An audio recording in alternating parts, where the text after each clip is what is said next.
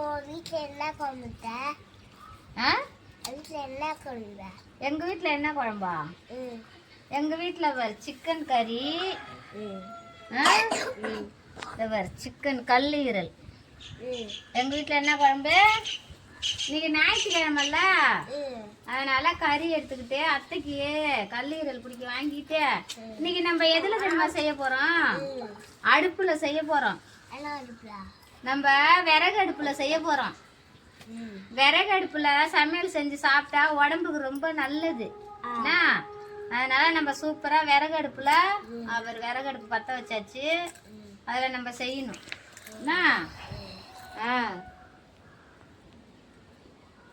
சூப்பரா ஏறி இதுல அடுப்பு நம்ம அடுத்து அதுல செய்யுமா?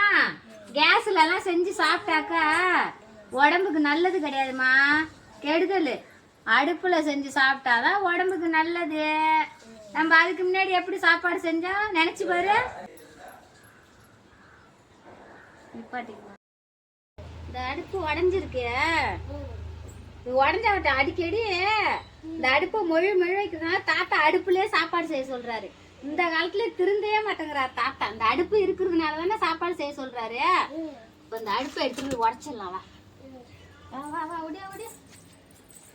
இந்த அடுப்பு நீயோட சுத்தி தலைய சுத்தி